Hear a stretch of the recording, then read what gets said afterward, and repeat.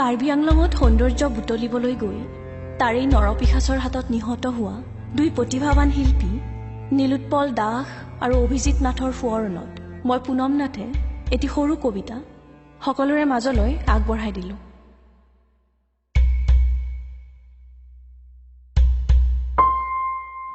মই যাওঁ দেও মা, দেউতাও পাহাৰে মোক ৰিঙিয়াই মাতে। ভাল পাওঁ সেউজীয়াবোৰ, আকাশখন বৰ ওচৰৰ পৰাই দেখোঁ, যেন যেন হাততে ঢুকি পাওঁ। মই যাওঁগৈ দে মা, দেউতাও তহঁতক এৰিবলৈ অকণো মন যোৱা নাই অ'। কিন্তু ইহঁত পিশাচ কেইটাই মোক জীয়াবলৈকে নিদিলে নহয়। বৰকৈ বিনালো ঐ, বৰকৈ বিনালো। আমি অসমীয়া, আমি দুজনে অসমীয়া। ককাইদেউহঁত শুনচোন, আমি অসমীয়া, আমি দুয়োজনে অসমীয়া অ', দুয়োজনে অসমীয়া।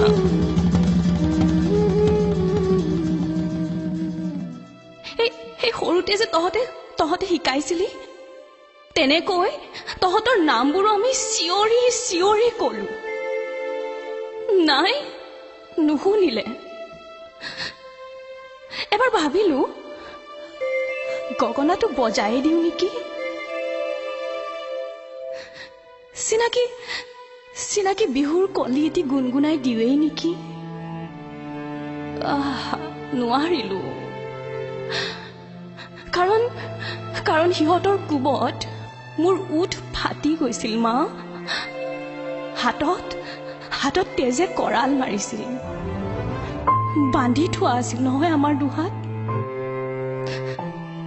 মাও মই বৰ অবহ হৈ আছিলো,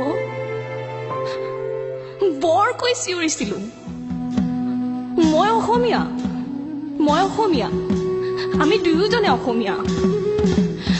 ককাইদেউহঁত শুনচোন, আমি অসমীয়া অ', আমি দুয়োজনে অসমীয়া।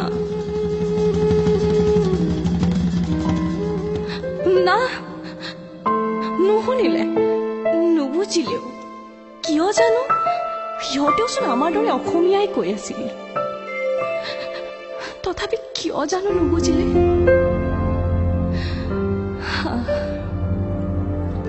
দেউতা, তই ঠিকেই কৈছিলি অ', এই মানুহবোৰ যে সঁচাকৈ অমানুহ। আজিৰ মানুহবোৰ যে সহজ মানুহ নহয়।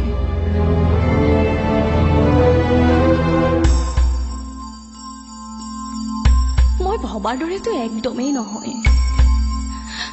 দেউতা, ডকমকা পাঞ্জুৰী কছাৰী গাঁওখন আমি ভবাৰ দৰে নহ'ল।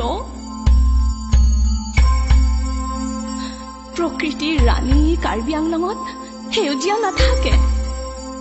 পাহাৰৰ পৰা জিৰি জিৰিকৈ নামি অহা কাংঠিলা জলপ্ৰপাতত সৌন্দৰ্য নাথাকে। তই যে সৰুতে সেই দৈত্য দানৱৰ সাধুৰ কথা শুনাইছিলি, তাত সেইবোৰহে থাকে অ' দেউতা, সেইবোৰহে থাকে।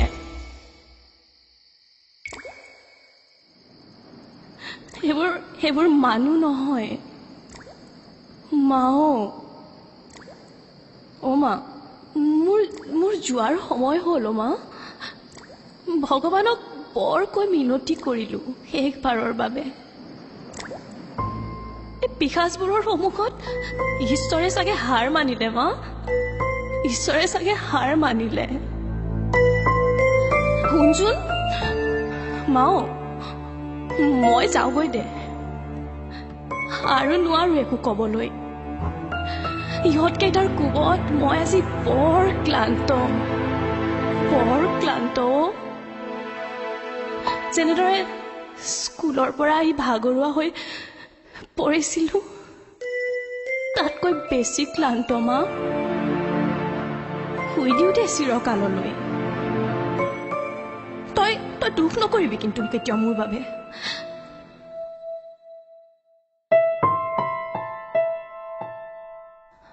মা তই কেতিয়াও মোৰ বাবে দুখ নকৰিবি অচিন দেশলৈহে যাম তহঁতেতো জানই মই ফ্ৰী ভাল পাওঁ মাও জানই ন তহঁতে মই ফুৰি ভাল পাওঁ